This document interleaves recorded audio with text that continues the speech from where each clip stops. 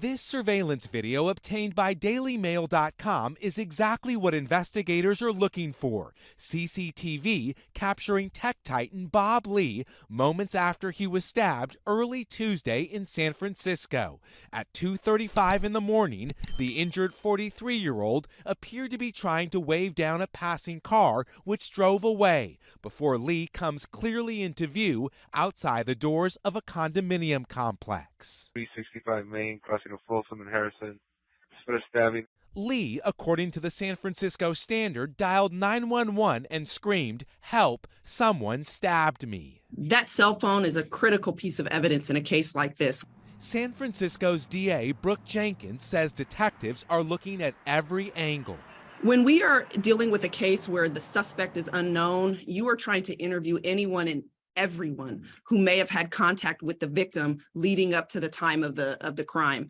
Lee, perhaps best known for creating the mobile payment service Cashapp, was a tech icon who lived in San Francisco for years before recently moving to Miami. Police scouring the neighborhood Lee knew well for any potential clues. We are not commenting on evidence, nor will we speculate on the circumstances surrounding this horrific crime.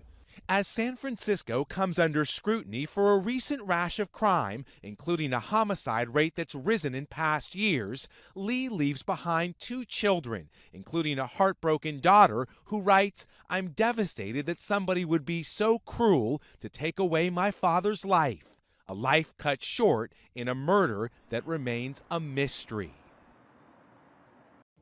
What's going on, y'all? This is Bob Lee. He is the founder of Cashapp.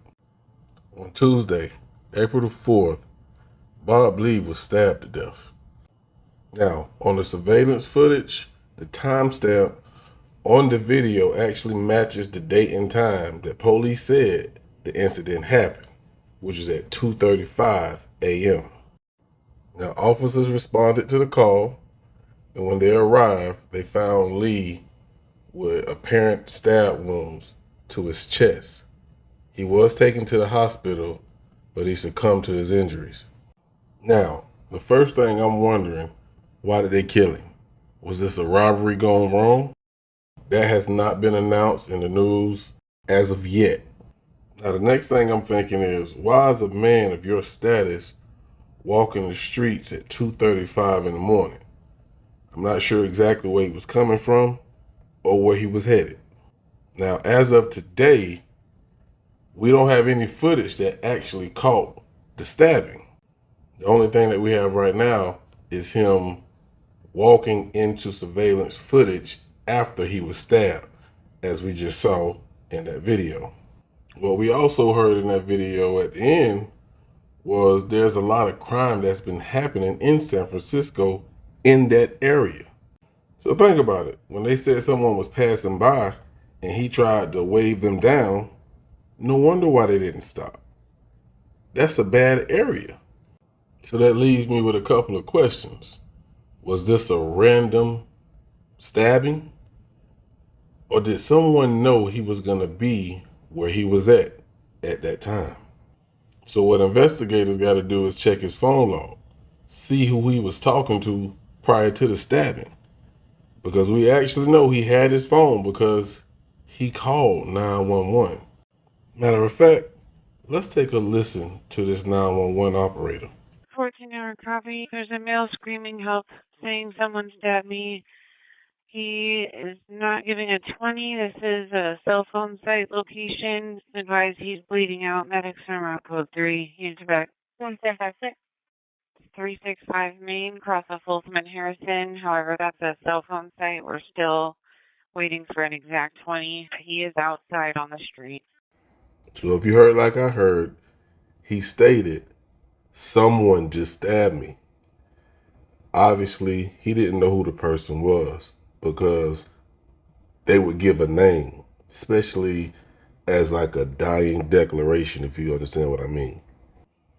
Now, Lee has been working as the chief product officer of the cryptocurrency company MobileCoin.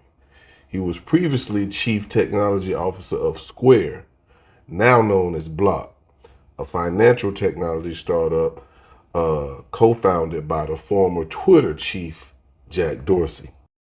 If you ever pay attention to, cases like this, investigators and detectives will start within the family, right within the home.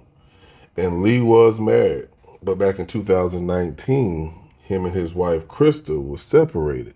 Now, the couple did have 2 daughters. In July 2022, Lee sold the family home in Marion County. He left his wife and his 2 children behind in the Bay Area when he decided to move to Miami with his father.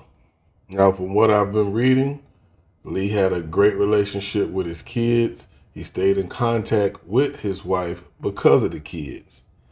So I don't want to point no fingers at her yet, but it is a coincidence that she lived in the Bay Area, which is San Francisco, and that's where he was killed. And I'm going to stop right there. Now, currently, there are no suspects. Investigators are still putting the pieces to the puzzle together. And hopefully there's some information on his phone that can lead them to a suspect or explain to them what really happened to Bob Lee. So until we get that information, I'm not going to make any speculations. But y'all stay tuned. I'll be back.